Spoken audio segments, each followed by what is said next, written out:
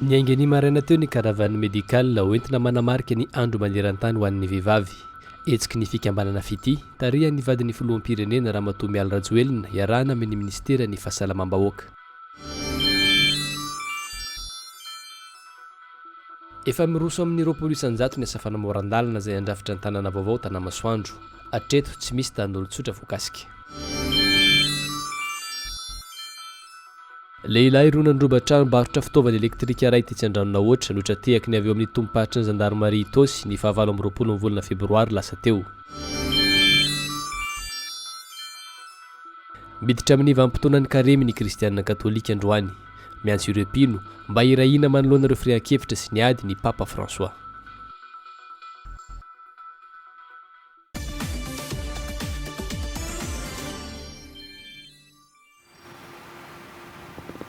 Manolotra ny arabomba mpiraritso topo klasy topoko vavy tonga soa anatin'izao fampalalam-baovao zao no manasanao am-panajana anaraka izany hatramin'ny farany araka ny efa hitantsika tao anatin'ny lohatenim-baovao teo dia nanomboka omaly dia efa niditra anatin'ny fanamariana ny andron'ny 9 martsa andro maneran-tany ho an'ny vehivavy isika eto Madagasikara ho an'ny androany nainga teto Antananarivo ny caravane médicale etsika ny fikambanana fity tarihan'ny vadin'ny filohan'ny République Ramatoa Mialy Rajoelina iarahana amin'ny avy eo anivon'ny ministera ny fahasalamam-bahoaka caravane iazo ny manakara ary anome tolotra ara-pahasalamana maimaimpoana ho an'ireo tanàna olalovany. Judical Rangenegina miaro volatsiferana ary Andoraja Andraibe.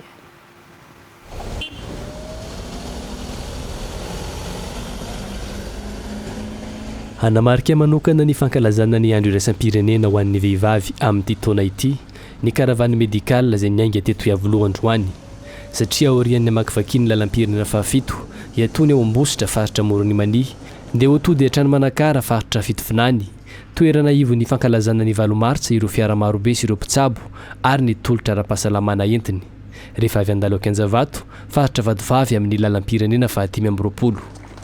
Tsy voalohany nanovana ny caravane médicale sy ny fanampianareo mponina nataon'ny fikambanana fity tarihan'ny Ramatoa Mialy Rajoelina vadin'ny filoham-pirenena fa amin'ny ity andiany iray ho fankalazana ny andron'ny vehivavy ity dia tena iompana amin'ny fanampianany reny ny zaza ary ireo iarany herisetra malaina mahavavy sy ireo marefo ireo zavatra rehetra ho atao. Mendrika deraina sady tena manandanja ny finiavantsika rehetra miara-mientana ho an'ny fahasalamana toy izao. Tsy vitany hoe sarobidy fotsiny mantsy ny fahasalamana fa tsy ny rehetra no afaka misitraka izany. Izay no mahatonga resy lahatra ary manao fanentanana mba hanao ny ezaka rehetra ka hitodika ny amponina tena marefo ny asa sosialy izay ataontsika indrindra fa amin'ny fotoan-tsarotra toy izao. Nitety toerana maro nanolotra fitsaboana sy fizaham-pahasalamana maimaimpoana ary nanome fanafody niaraka tamin'izany izahay nanomboka tamin'ny fotoana ny akaran'ny rano teto Andrenivohitra ny fiandohan'ny volana febroary lasa teo. Anisan'ireo nanaovana izany etsika izany tao amin'ny kianja mitafina Korondrano, Amboditsiry, Antanimena, Amboditrimanjaka, Besarety, Antanandrano ary Tanjombato. Vao tsy ela akory fa herinandro izay isika no niarany salahy tamin'ny fandefasana maika ny caravane ahafahana mandray an-tanana ara-pahasalamana maimaimpoana trano fanampiana ho an'ireo mpiray-tanindrazana any Atsimo Atsinanana ny Nosy izay trapahavoazana noho ny rivo-doza. Fitsaboana sy fanentanana no natao tamin'ireo mponina tao Ifanadiana, Mananjary, Manakara, Farafangana, Vohipeno ary Vangaindrano. Tena zava-dehibe loatra amiko ny fikatsahana ny mahasoa sy ny fahasalaman'ny vehivavy sy ny ankizy. Iakina ny aina tokoa ny fandefasana ny caravane médicale toy izao satria ahafahana miatrika ny takaitra navelan'ny rivo-doza sy hitsaboana ny aretina hatrehany. Ary ny tena mahavelom-bolo dia ny fahafahantsika rehetra mitondra izay voatsirambin'ny tanana ho an'ireo vehivavy sy ankizy arakaraka ny sehatra misy antsika tsirairay avy. Maro be araka izany ireo tolotra entina ho amin'ireo mponina amin'ny tanàna lalovany ity caravane médicale ity.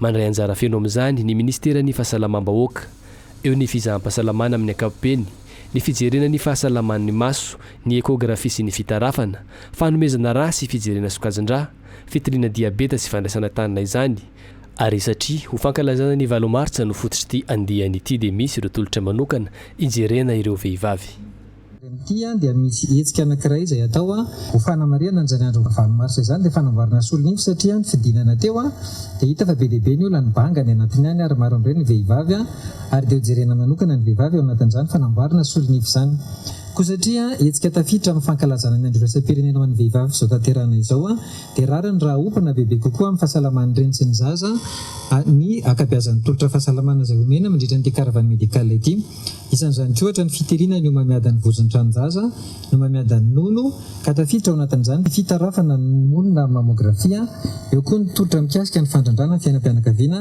ary tsy adinoina ny fanaraha-mason'ny voka sy ny fiomanana ny fiterahana tsy latsa-danja amin'izany fanaovana ny vaksiny rehetra dia ny renitsinjaza ao anatin'izany fiainoana sy ny fanomezana torohevitra ireo olona edinjadin'ny herisetra miankina amin'ny mahalana mahavavy niaraka tamin'ny vadin'ny filohan'ny repoblika sady filohan'ny fikambanana fity Ramatoa Mialo Rajoelina sy ny ministry ny fahasalamam-bahoaka teto amin'ny fiangan'ny karavanina ireo mpiara-mombinantoka izay manohana trany ny ezaka ao amin'ny fanatsarana ny sehatry ny fahasalamana eto Madagasikara samy velom-panantenana ny rehetra fa ahasotokoa toerana lalovany ny karavany medikal ampazotona tanteraka raha teo no ny azon'ireo ekipa niainga teto ny lalana mianatsimo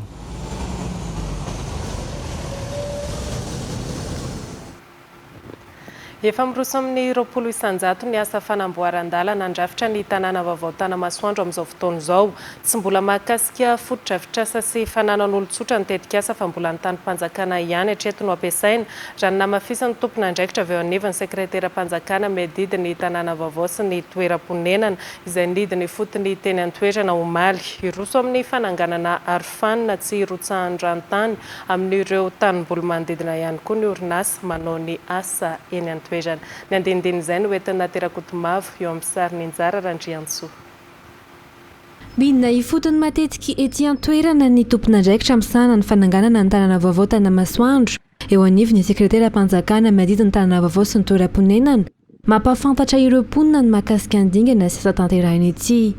Raha ny asa atao ety an-toerana amin'izao fotoana izao dia mahakasika ny fisoritana sy ny fanamboarana ny lalana izay ampifandray ny tanàna vaovao Tanamasoandro. Miteraka resabe anefa ny fitsin'ireo ranontany no ny asa atao ka nitondra fanazavana ny tompon'andraikitra. Amin'izao fotoana izao ny antony androany zany dia anaovan'zareo an'izay protection an'io produit de débit mba tsy hirotsaka ny anatin'ny tanimbary. Hoe fa nisy fitarainana nandeha kanefany nisy ranontany nirotsaka tany anaty tanimbary hatreto ary efa tonga ny entreprise anamboatra izany mba noho ny rotsakorana koa mipetsaka dia tokony amboarina eo engany mba tsisy anelingelina intsony zareo mpanatanterahana ny asa. Rehefa vita izay asa fiarovana n'ireo ranontany izay tsy misy mirotsaka ny anaty tanimboly na anaty tanimbary intsony ireo ranontany ireo. Iarovana ireo tanimbary noho izany no anton'ny asa fa tsy fanotofana tany akory araka ny vaovao amin'ny ely. Etsy ankilany nanamafy ny tompon'andraikitra fa tsy voakasika amin'izao dingan'ny asa voalohany izao ny fananan'ireo olon-tsotra fa tany-panjakana mirefy 440 sy 400 hektara no ampiasainy. Amin'izao fotoana tsy mbola mikasika ny tany privé ny asa. Mbola ao anaty tany-panjakana madiodio daholo ny zavatra mitranga rehetrarehetra. Saika nakamaroan'ny mponina hoy tsy lehibe ny fokotany izay voakasika amin'ny tetikasa ity dia makasitraka ny tetikasa avokoa ary vonona ny fampiraramy ny fanjakana amin'izay dingana rehetra atao. Ny fisiniko hitana maroto ty araka izay fanazavana izay dia ho raisinay tsondrotsy lehibe indrindra ho anay ambotra tena tsy hoe manora tena satria fantatra hatreto fa ny fanjakana tsy misy ihany koa ny birao ifotony sy misahana ny tetikasa Tanamasoandro izay napetraky ny sekretera-panjakana medidy ny tanàna vaovao sy ny toeram-ponenana ety amin'ny komuna Imerintsiatosika hanomezana vaovao sy ifandraisana amin'ireo mponina ary andraisana ireo fanontaniana sy fitarainana. Mandroso amin'ny 20 isanjato eo ny asa tanterahany ety Tsimabeomby Imerintsiatosika. Eo amin'ny tontolon'ny fizahantany kosa indray dia Jonara Mampionina no voafidy ho filohan'ny filakevim-pitantanana eo anivon'ny ONTM na ny ofisy pirenena misahana ny fizahantany.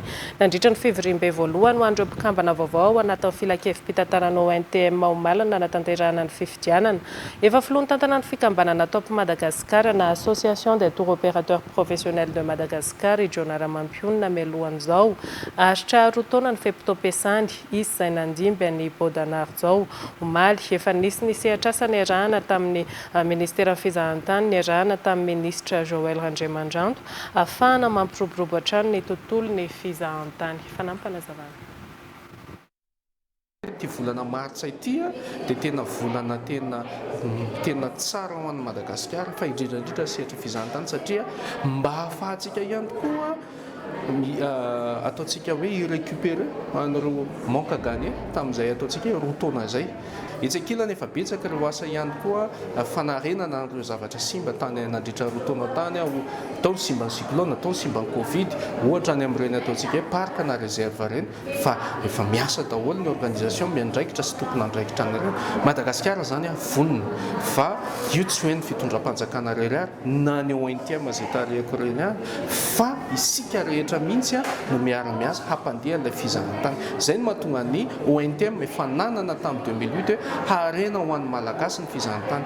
Le harena tiana resahana eto zany dia tokony hitondra vola, hitondra fahasoavana, hitondra aktivité asa ho an'ny malagasy ity fizahantany ity. Roa isanjato ny etratakina ho an'ireo orinasa latsaka ny fito taona manao fanafarana entana avy any ivelany. Paikady entina misoroka ny fanjavonan'ny orinasa mpanafatra entana sy mampidi-bola ho an'ny fanjakana. Amin'ity taon'ity ihany koa no miatro ireo fepetra fanatsarana ny fitantanan-ketra, ny fanaraha-maso ara-ketra, fomba fiasa izay nitondrana fobe mpitantanana ankapobeny etra fanazavana tamin'ireo mpandraraha androany tetsy Antaninarenina. Ny andindin'izay no entin'ny Isa Sylvain sy Fity miaroko fendo. Tamin'ny alalan'ny fanadihadiana no nalalana fa fanaon'ireo orinasa ny manafatra entana ao aorian'izay manjavona tanteraka ilay orinasa. Verina manokatra orinasa vaovao indray mpandraharaha. Noraisina tamin'ny alalan'ny teti-bola mifeny teti-bola 2.4 ny fepetra. Napetraka ny AIRS izay etra 200 raha ny fanazavan'ny foibe mpitondrana ankapobeny etra. Fampiarana ny AIRS izay alaina rehefa manafatra entana. Ao amin'ny roa isan-jato zany ny tany zany AIRS izay. Ny antony dia natao zany hiadina amin'ireo izay entreprise manao activité ao anatin'ny fotoana fohy na ao anatin'ny fotoana voafetsa dia rehefa avy eo dia manjavona ireo orinasa. Nakana ny mesure io hoe tsy hakana amin'ilay AIRS ho an'ireo izay orinasa izay manana fito taona eo ny existence.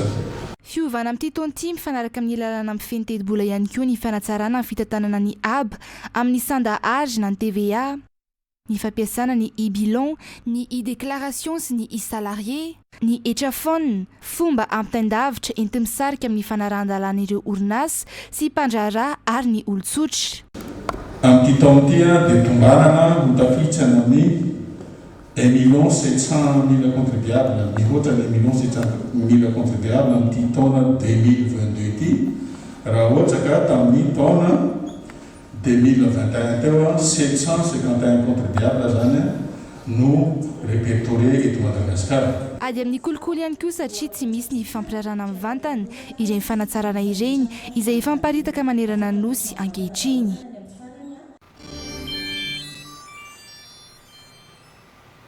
Manambahiny avy eto anivon'ny fampahalalam-baovao amin'izao alina izao dia tsy iza akory izany fa Madame Nirina avy eo anivon'ny Accès Banque Madagascar miarabanao tonga soa ato anatin'ny fampahalalam-baovao. Fanontaniako avy hatrany inona ary ny vaovao avy eo anivon'ny Accès Banque Madagascar. Dia mbola faly miarabanao ary faly miarabantsika rehetra ihany koa mpanaraka ny fandaharana fampahalalam-baovao eto amin'ny fahitalavitra FIFA. Manam-baovao tokoa izay avy amin'ny Accès Banque Madagascar ety ampendohana dia tianainy manamarika sy mampafantatra antsika rehetra fa ny Accès Banque Madagasikara dia mankalaza ny faha-12 taona ny amin'ity taona ity. Noho izany indrindra dia manana tolotra miavaka izahay entina hankalazana izany 15e anniversaire ny Accès Banque izany iarahana amin'ireo mpanjifa maro. Inona ary izay tolotra miavaka ao anivon'ny Accès Banque izay?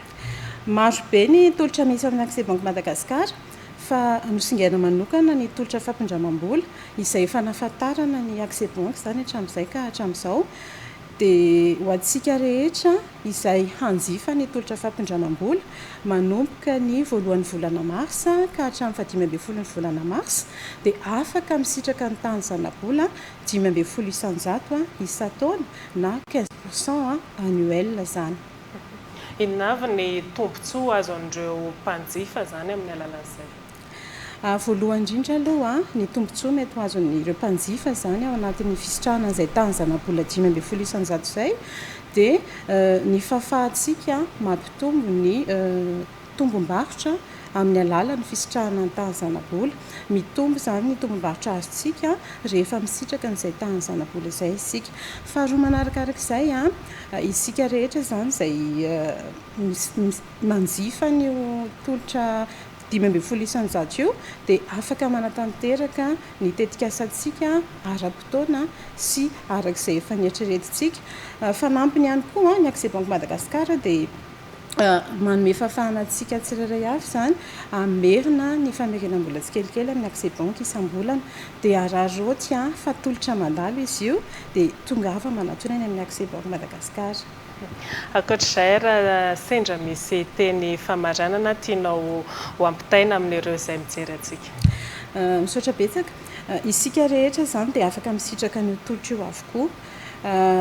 Miaina ao anatin'ny seapitaterana ianao tongava eny amin'ny Accès Banque fa vonona izahay hiara-iasa aminao.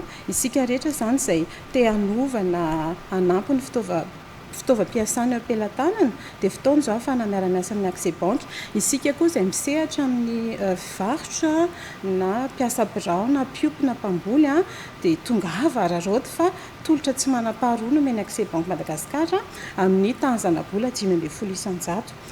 Ety am-pamaranana dia tsy hainainy tsy saotra an'ireo mpanjifa marobe izay nametraka ny fitokisany tamin'ny Accès Banque nandritran'izay 5,000 taona izay ary farany arak'ilay teneniko teo araroty fa mandalo ny tahany zana-bola 5,000 isan-jato dia tongava maka ny anjaranao eny amin'ny Accès Banque Madagasikara. Misaotra tompoko. Ankasitrahana feno ara ianareo avy ao anivon'ny Accès Banque Madagasikara nitondra izay fanazavana izay.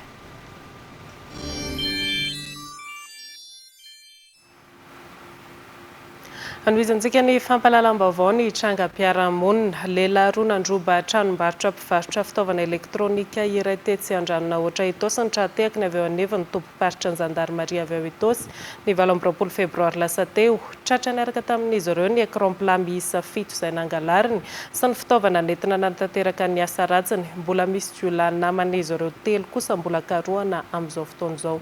Fanadihadiana nataon'ny Setra Randrianasy eo amin'ny sarin'ny Yves Chanel.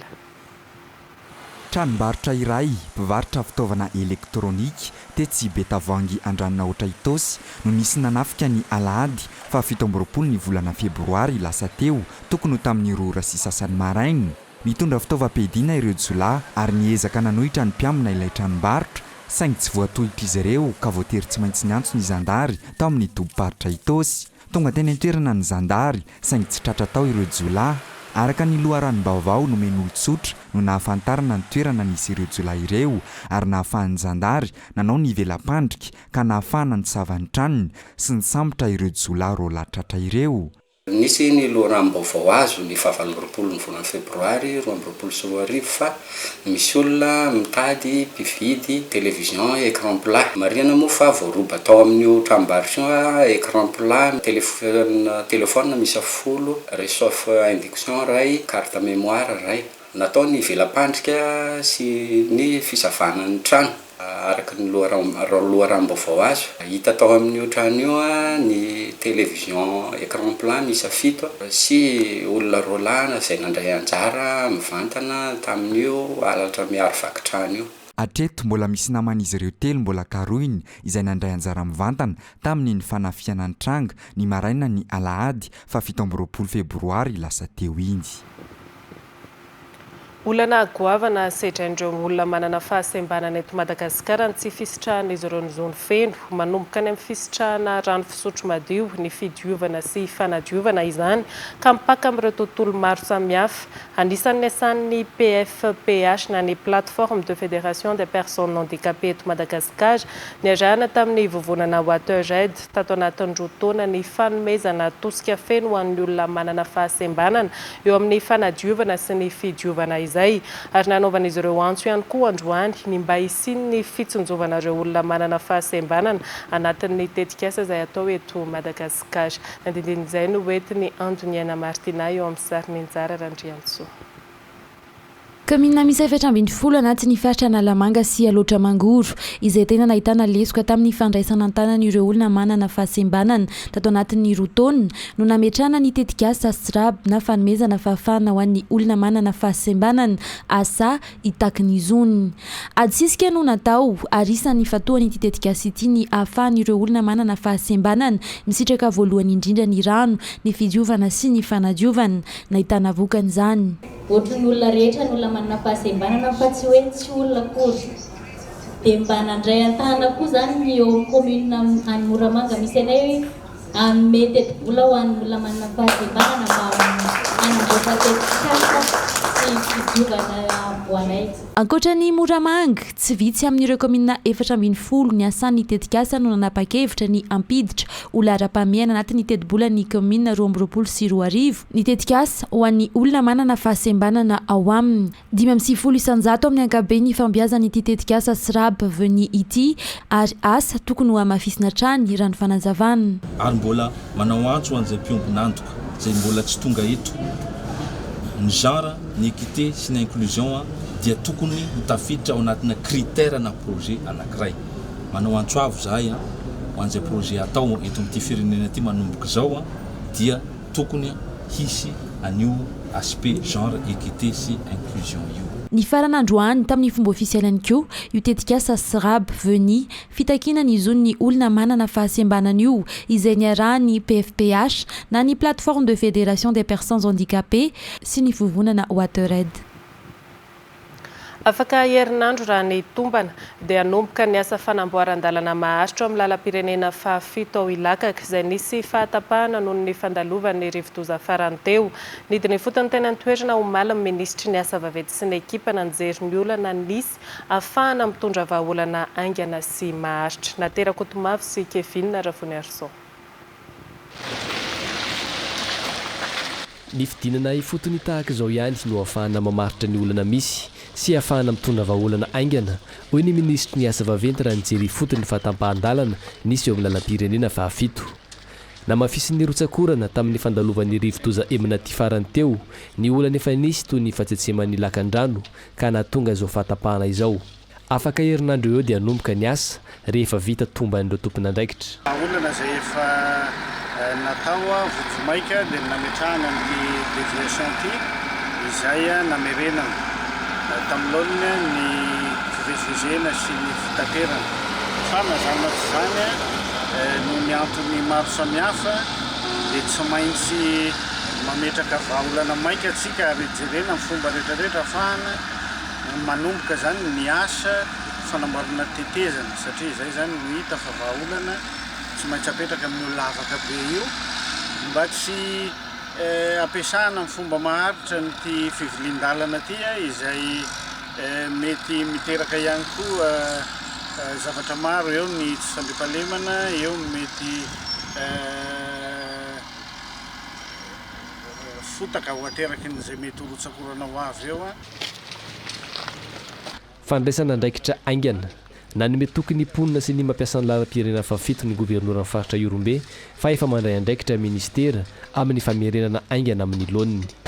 Misy ny fandraisantsika andraikitra indrindra fa ny ao amin'ny fotram-panjakana izay iarahana amin'ny ministère amin'ny travaux publics ny fijerena akaika ny fanamboarana aingana dia aingana an'io lalana io.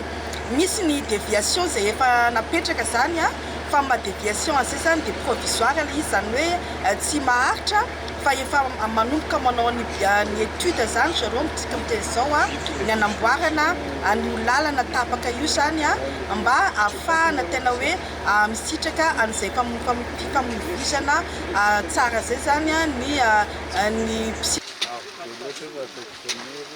efa natoerana amin'izao fotoana izao ireo tompona ndraikitra isa-tsokajiny manao ny tombana amin'ny asa rehetra tokony atao amin'ny fanamboarana izay tetezana ho apetraka izay. Efa niresaka momba ny fiantraikany fandalovan'ny rivo-doza isika tao anatiny ny fanadihadiny iny andeha koa sara ho fantaritsika ny mety ho toetry ny andro ho betsaka hatrany ny rotsakorana eto afovoantany any amin'ny avaratra sy avaratra andrefanosy hatramin'ny zoma izao raha ny fampitambavao avy amin'ny sampana mpamantatra ny mety ho toetry ny andro androany. Mbola ato anatin'ny vanim-potoana ny fahavaratra tanteraka isika amin'izao fotoana izao mahazo filazana fampitandremana amin'izany ny faritra Diana, Sofia, Alotra Mangoro, Analamanga ary Tsara Tanàna. Mety hiteraka fikortanana isan-karazana ny fahabetsahan'ny rotsakorana toy ny rano miangona, ny fihotsahan-tany araka ny faharefon'ny toerana ho iatran'ny avy eo anivon'ny Meteo Madagasikara. Araka ny fanatsidika taminao ihany koa tany anatin'ny lohatenim-baovao dia niompana betsaka amin'ny fankaherezana sy ny fiantsoana ho amin'ny firaisan-kina tsy anaiko sarasarahan'ny firehekevitra sy ny ady ny afatra nalefan'ny Papa François ho an'ny mpino katolika amin'ny ity karemy 2024 ity. Androany ny fanombohana ny karemy izay nomariana tamin'ny fanosorana lavenina ny andron'ireo mpino kristianina katolika na ilay antsoina hoe alarobia ny lavenina. Setra Randrena sy Anjara Rajonarvelo.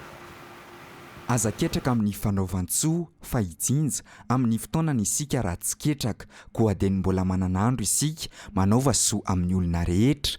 Isan'ny teny manentana ireo mpino katolika nomeny ny Iray Masina François io ampahateny nalaina tao amin'ny soratra masina ho an'ity karemy 2024 ity. Ny karemy tokoa izay vanim-potoana iomanana amin'ny fankalazana manetriketrika ny fetin'ny Pâques ho an'ny mpino katolika. Manomboka amin'ny alarobia ny lavenina izany hoe manomboka androany ary tsy mifarana raha tsy ny zoma masina. 70 andro mialoha ny fankalazana ny Pâques ny alarobia ny lavenina. Niompana betsaka amin'ny fankaherezana sy ny fiantsoana ho amin'ny firaisan-kina tsy anaiko saratsarahan'ny firenkevitra tsy mitovy sy ny ady ny afatra nalefan'ny Papa François ho an'ny mpino katolika amin'ny ity karemy 2024 ity. Miantso amin'ny fanetretena sy ny fibebahana ihany koa ny Papa François mba ahafahana miaina ao anatin'ny fiadanana sy ny fandriampahalemana ary ny fitoniana tanteraka. Ho amin'ny andron'ny alarobia ny lavenina androany miantso ireo mpino katolika mba hivavaka sy hifadianana ny Papa François mba hitsara ny ady sy ny fifampiandaniana izay mitranga any Russia sy Ukraine amin'izao fotoana izao. Andrakotra ala ho an'ny Madagasikara, lova tsara indrindra ho an'ny taranaka. Izay no nataon'ny fikambanana Pro-ANR ho filamatra nandritry ny hetsika fambolekazo ho maly tao Akazobe. Tany-tsekolim-panjakana no nampiasana nandritra izany ka zanakazo mahatratra 2 no natsatoka. Amin'ny volana Jona isy ny fidinana ho fanarahamaso ireo zanakazo ireo raha ny fanazavana. Napetraka ihany koa ny fiarah-miasa mivondron'olona fotony sy ny sekoly ho an'ny fikojakojana sy fiambenana ny tany novolena. Fanampanazavana. Ny azo moa anisy fa dia ho an'ny taranaka izay anisany velirano ny filoham-pirenena. Ka eto isika association Pro-ANR dia tonga manatanteraka ny velirano izay napetraky ny filoha ho rakotrala ny tontolon'i Madagasikara. Eto amin'ity taona 2022 ity dia fetomboana tany Mahanoro izay noho ny rivo-doza zany dia tsy afaka naminokatra tany Andriamatoa filoha fa ny afatra kosa dia miapitra amintsika tsirairay avy ka manentana fikambanana, manentana mpiara-monina, manentana antsika tsirairay avy andaontsika amboly azo, andaontsika andrakotra ala ny tontolo satria io ny lova tsara indrindra ho an'ny taranaka ankoatra ny fianarana. Eo amin'ny vaovaon'ny fanatanjahantena kosa indray dia ny alahady ho avy izao no atao etsy amin'ny ANS filoha ny fifidianana izay ho filohan'ny federasion'ny taranja kickboxing. Raha ny fantatra tao aorian'ny fikatoana ny fametrahana taratasy filatsahako fidiana misy 4 ireo kandida hifaninana amin'izany. Isan'ireo kandida hifaninana amin'ity ilay mpikatroka kickboxing teo aloha Vital Serge izay manana vina ampandrosoana ny taranja. Anjara Rajonarvelo. Ny tsy fampian'ny fifaninanana sy ny tsy fisian'ny foto-drafitrasa any amin'ireo ligue-paritra no lesoka tsy mampandroso ny taranja kickboxing. Ho an'ny Vital Serge izany no tena imasoany voalohany ao anatin'ny vina entiny ampandroso ity taranja ity dia ny fampitaovana ireo ligue-paritra tsirairay. Tsy maintsy manomboka amin'ireo dynamisation izany hoe mila hetsehina ireo section izay ataontsika hoe en veille na hoe matoritory izany hoe makany fotony zany zay ny voalohany. Faharoa dia tsy maintsy makany amin'le autonomisation progressif izany hoe fizakantena n'ireo ligue tsy kelikely na ara matériel io na ara-bola. Amiko tsy karazana fanaovana propagande izany manome matériel zany fa droit na athlète manana an'izany matériel zany, devoir anay manome an'izany matériel. Rehefa milamina ny fitaovana dia afaka mizotra tsara ihany koa ny fifaninanana isaky ny faritra ary mety azahoana vokatra tsara eo amin'ny sehatra iraisam-pirenena izany. Hampiverina le championnat provincial izany hoe ny province anankiray misy région anakefatra. Ireo région anakefatra ireo zany tsy maintsy manjay championnat provincial au moins une fois anatin'le mandat de 4 ans. De misy rendez-vous izay tsy afaka adino ary tsy atao ambany zavatra ireo lalao iraisam-pirenena izay fa hisy zao volana septembre zao championnat du monde cadet junior atao any Irlande. De indrindra misy objectif majeur atsika Jeux des îles 2023 izay atao eto amintsika sy ny Jeux olympiques 2024 izay atao à Paris fa tafiditra ao anatin'ny sport de combat olympique ny kickboxing manomboka amin'ny 2024 anatin'ny Jeux olympiques 2024. Vital Serge, Général Lilson René de Roland, Razafy Mandimby Guy Fernand ary Body Silbert. Ireo no candidat efatra hifaninana amin'ny alahady ho avy zao ao anatin'izay ho filohan'ny fédération malagasy sy ny taranja kickboxing. Ary Ligue Sivy no Androto Sabato isafidy izay ho filohan'ny fédération izay amin'ny alahady ho avy zao. Ankoatry ny sokajy efa nisy hatramin'izay dia ny sokajy six trail indray ny sokajy vaovao amin'ny andiany fahatelo ambin'ny folo hazakazaka amin'ny taranja hazakazaka lavitrezaka UTOP na ny ultra trail des eaux plateaux hazakazaka amin'ny refy 20 kilometatra ahitana fahasarotan-dalana 700 metatra. Efa miditra amin'ny fanavaozana ara-teknôlôjika ihany koa ity hetsika ity satria dia ny chronométrage informatisé no ampiasaina amin'ny ity andiany ity ka izy puce électronique avokoa ny dosara ny mpandray anjara fity miariko feno sy setra andrenabo. Fanavaozana lehibe no entina anatin'ny andiany fahatelo ambin'ny folo amin'ny taranja hazakazaka lavitrezaka UTOP na ny ultra trail des eaux plateaux. Sokajy enina no hita amin'ity andiany ity dia ny ultra trail mirefy 420 kilometatra mampitohy any Marozevy sy Antananarivo afaka andehanana solo, duo na relais mandritra ny 23 ora. Ny semi-trail mirefy 70 kilometatra manomboka any Mantasoa sy Antananarivo. Ny tirel 13 kilometatra mampitohy any Ambomiadana sy Antananarivo. Ny zaza trail mirefy 10 kilometatra natokana ho an'ny ankizy 7 ka hatramin'ny 12 taona ary ny fun run mirefy 10 kilometatra izay natao an-daolobe ny fianakaviana sy ny tanora. Sokajy vaovao amin'ity andiany fahatelo ambin'ny folo ity kosa ny sokajy six trail mirefy 20 kilometatra ahitana fahasarotan-dalana 700 metatra. Amin'ny fanavaozana izay ataon'ny UTOP amin'ity taona ity zany dia makasika hazakazaka anankiray antsoina hoe six trail. Izy io ary misy dénivellement positif 700 metatra. Izany hoe maro dia maro ny olona no nanao ny 10 kilometatra hatramin'izay.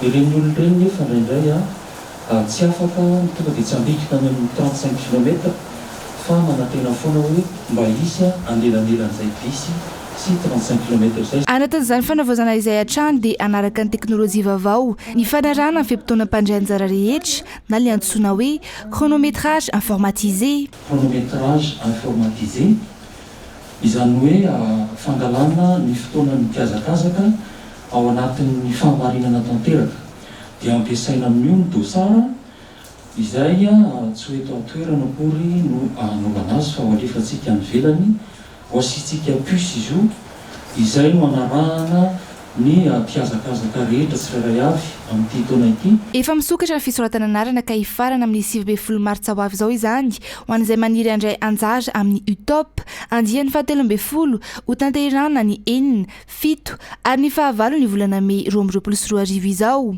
Misokatra ho an'ny vahiny ihany koa anatin'ny fiverenana fisokafany sistema malagasy. Ireo vaovao hafa misongadina any amin'ny faritra no arahanao manomboka eto aorian'izay fity miaroko feno no hiaraka aminao ao anatin'ny fampahalalam-baovao amin'ny teny frantsay. Izao kosa mametraka ny veloma mandra-piona ho amin'ny manaraka indray. Veloma tompoko.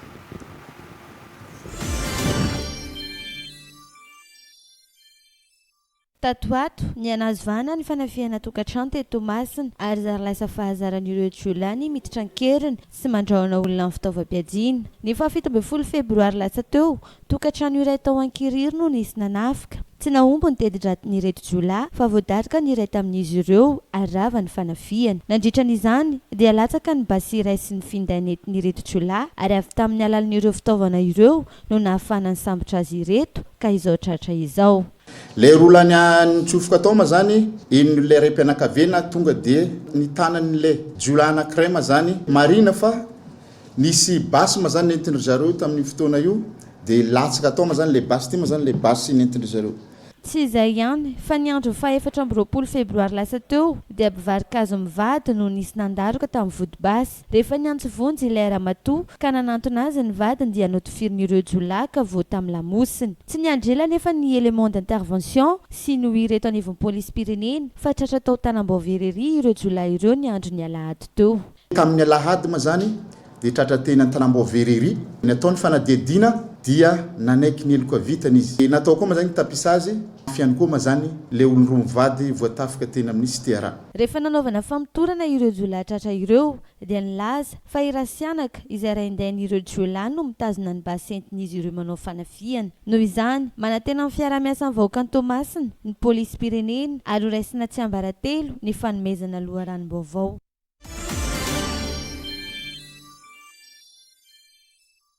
Fa isan'ny nahazo anjara avy amin'ny ministeran'ny fiompiana sy ny fambolena ary ny jono toana ireo traboina tao amin'ny distrikan'ny Lalangina. Soranay ao amin'ny ministeran'ny fambolena sy ny fiompiana ary ny jono izay namaly ny antsonay zany izay nanome an'ireto traboina reto fitaovam-pamokarana, zezika, akoho sy ny zavatra maro hafa ihany koa. Eto ihany koa zay dia mbola misaotra ihany koa amin'ny fanomezany ny ao amin'ny avy any amin'ny présidence na avy any amin'ny gouvernemanta vasy ao an'ireto traboina reto. Ny marianay anefany ny traboina ato amin'ny distriktan'ny Lalangina izay nalefa ny Antananarivo dia 9 sy 10. Mbola maro ireo traboina ao amin'ny distrikan'ny Lalangina no mbola mila fanampiana ka anaovan'ny solombavambahoaka vao fidy tao amin'izany distrika izany antso amin'ny fitondram-panjakana sy ireo malala-tanana ny mba hanampiana azy ireo.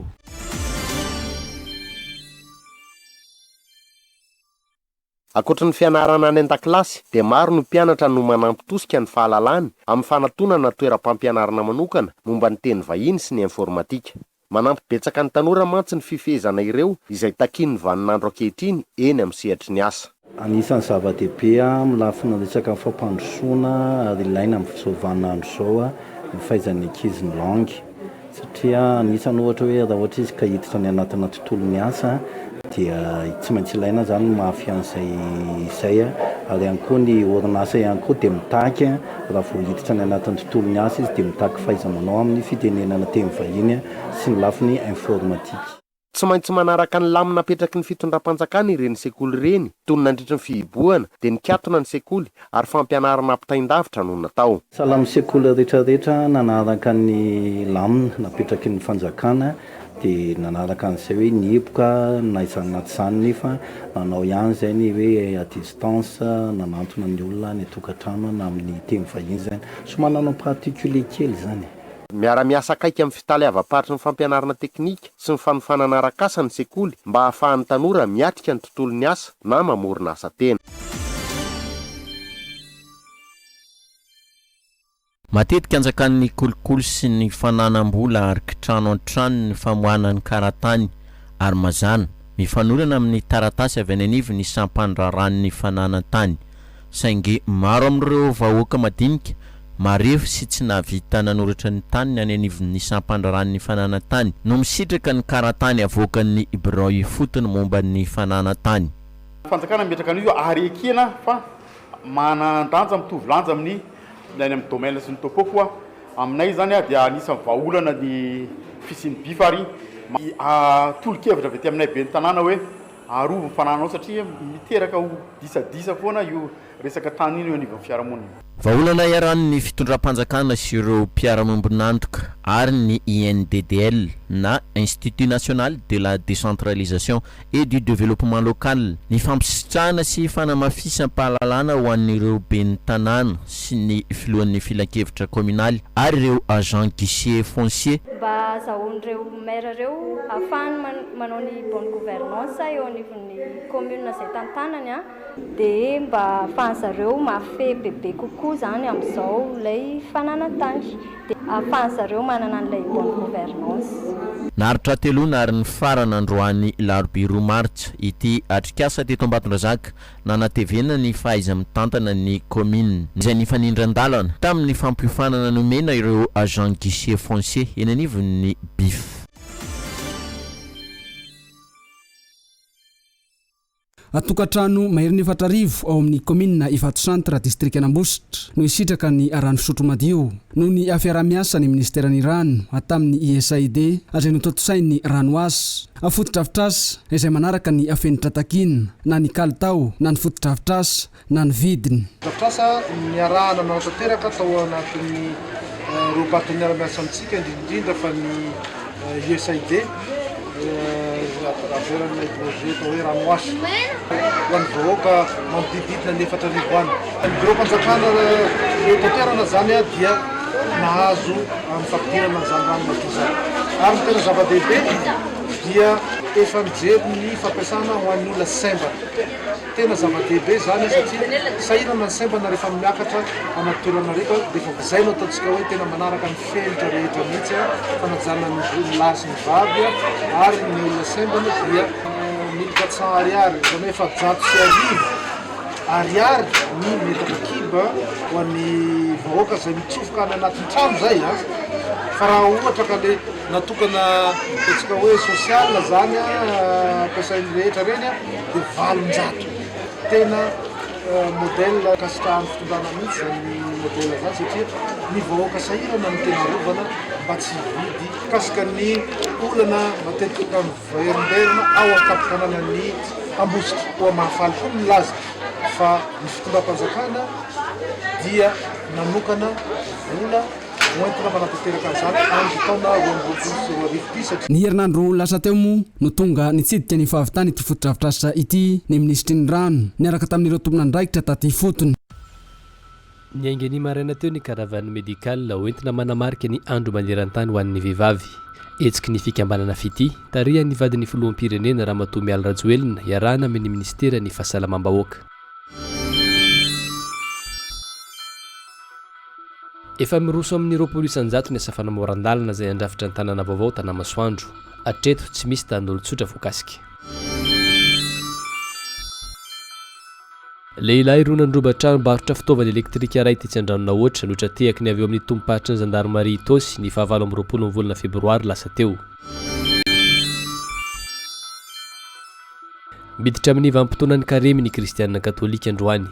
Miantso ireo mpino mba hirahina manoloana ireo firehan-kevitra sy ny ady ny Papa François.